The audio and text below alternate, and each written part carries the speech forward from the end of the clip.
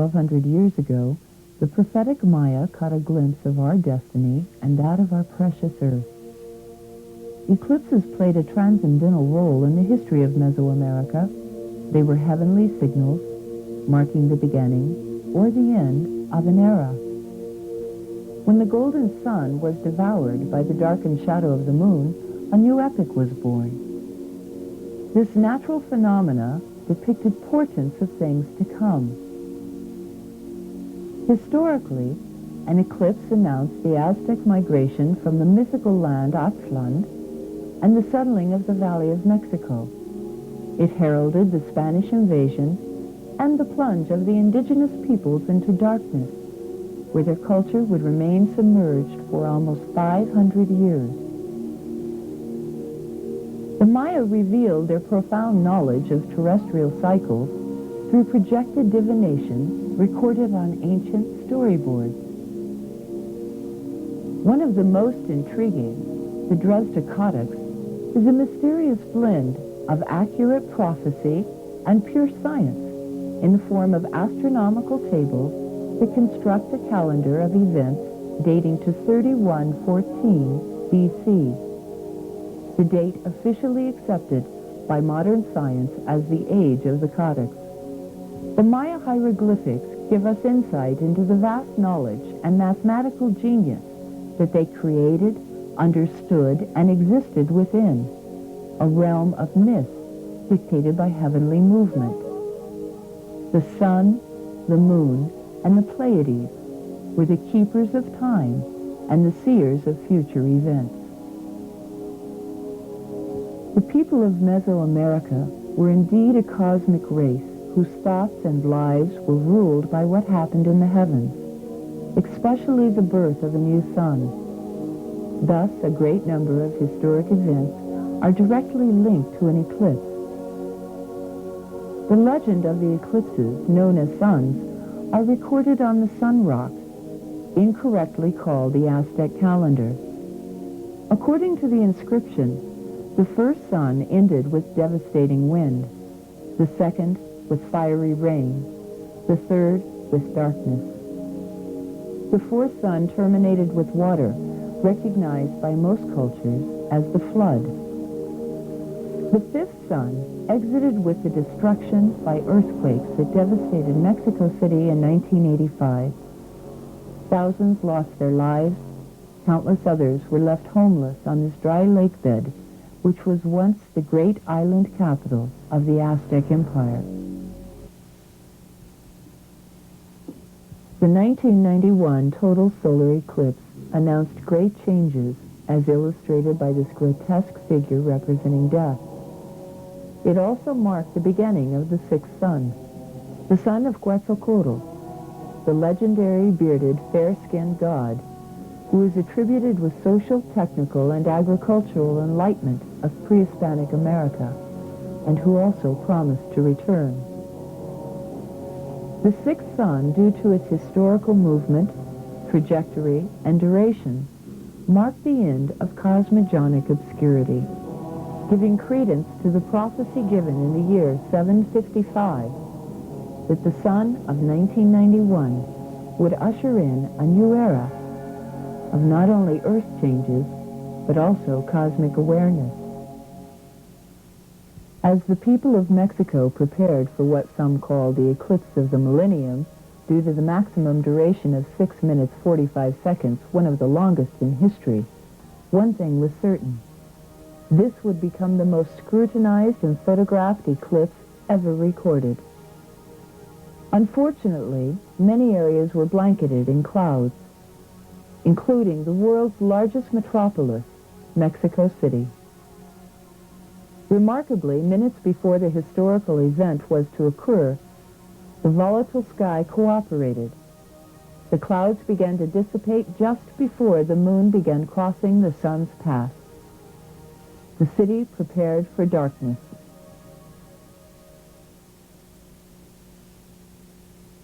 Shortly after 1 p.m., 17 different people, unknown to each other, in different locations, waited with camcorders in hand. Most were astronomy or history buffs, only expecting to capture the total eclipse on videotape. To the left of the bright object, and slightly above, a star, faint at first, beginning to sparkle in the darkening afternoon sky. In his black and white viewfinder, Mr. Laborde thought he was videotaping 2 stars. Across town, Mr. Laragivel also believed he was recording bright stars. Laura Hernandez saw a glimmer of a bright object as the clouds parted. Miguel Angel Torres, in the central part of the city, pans skyward searching for the eclipsing sun and finds instead a shimmering stationary object. His camcorder reads 1:22 p.m. Padre Manuel Ferrer, a Catholic priest in the southern quadrant of the city, focuses on the luminous orb in the darkened sky. What a bright star, he thought. On the outskirts of the city, on a hill named Cerro de la Estrella, the mountain of the stars, Jorge de la Torre took this extraordinary footage of an object suspended over the bustling city. In this surreal setting, Antonio Flores taped this segment as the 5th sun proceeds through its final stages before the new sun, the 6th sun, emerges. The time is now 1:24 p.m. The sun is in full eclipse. Eduardo Mejia notices a glint in the ebony sky and zooms in to frame it.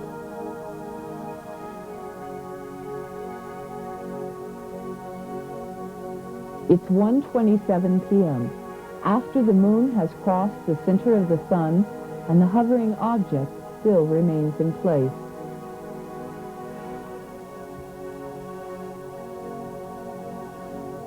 Camped on the rooftop with friends, a TV, and their camcorder, the Aguilar family turns the event into a fiesta.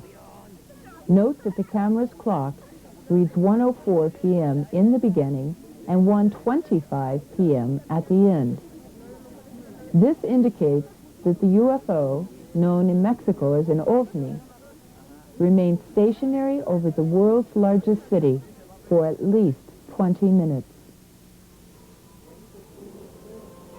In the southeast zone of the city, hundreds gathered in the streets, including the Fuentes family.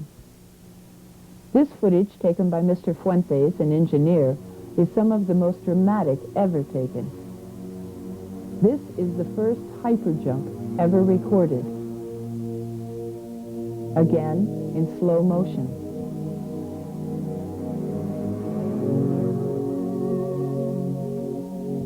And once more.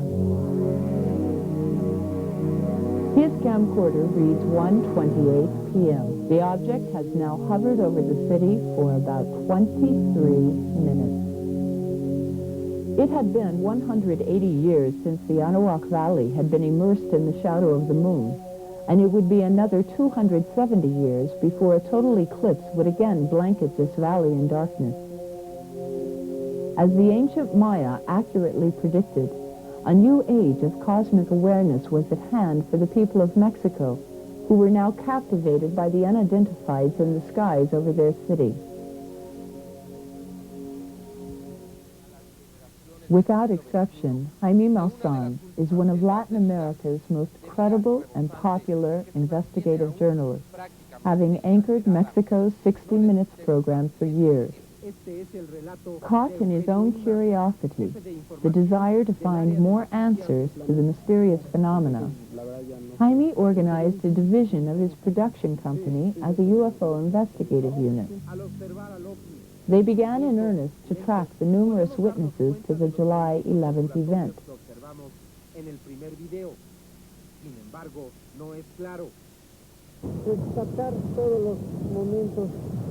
An executive with Televisa, Mexico's largest television network, Guillermo Araguin, was the first to step forward.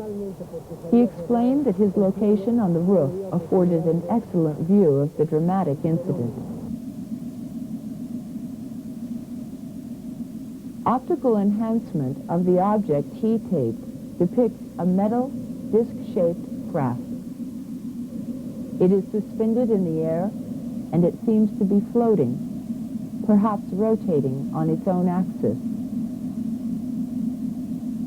13 minutos para que sea absolutamente oscuro en estos momentos. ¿Cómo se ve el sol ahorita? Ahorita se ve apenas una pequeña corona. Sí. Un pequeño anillo. Sí.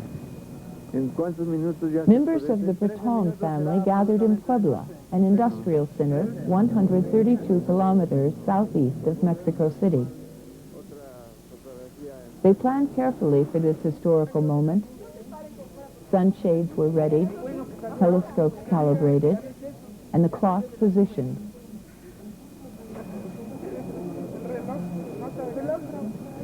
¿Ya salió de la nube? Ya prácticamente está oscuro. Sí. Prácticamente ya está oscuro, nada más se ve un filito de sol. El ambiente es muy especial. La temperatura ya es muy fresca. As this home video demonstrates, they are about to have the experience of a lifetime. La torre ya se prendió. A ver, se ve con la sombra del planeta.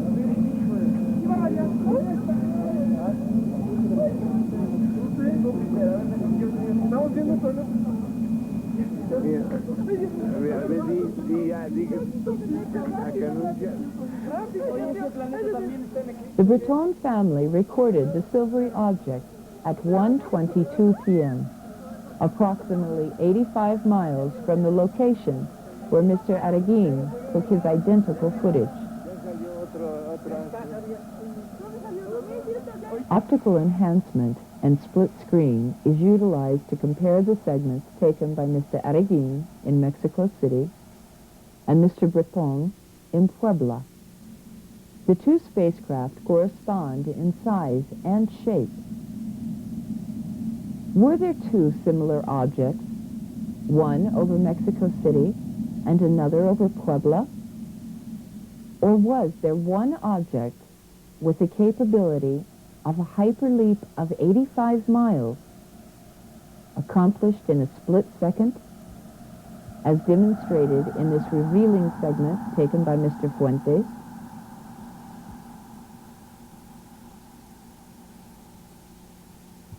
Estrella, un planeta que se vio, pero pues de acuerdo a las pruebas que le hicieron, eso no es, o sea, no es un planeta. Claro. Entonces, la verdad ya no sé qué sea. Sería difícil que fuera un globo. David Alamilla, a young student, thought he had videotaped a bright star. While searching for the eclipse, he accidentally captured the glimmering object hovering below the vanishing sun, the billowing clouds, and the dim twinkle of a star. Alamilla's camera reads 1:29 p.m. Fallas de origen means that any flaws are in the original tape. Optical enhancement provides a closer view, allowing us to see details previously obscured. This is not a star, it is not a balloon, nor is it a recognizable aircraft. It is indeed an unidentified flying object, an ovni.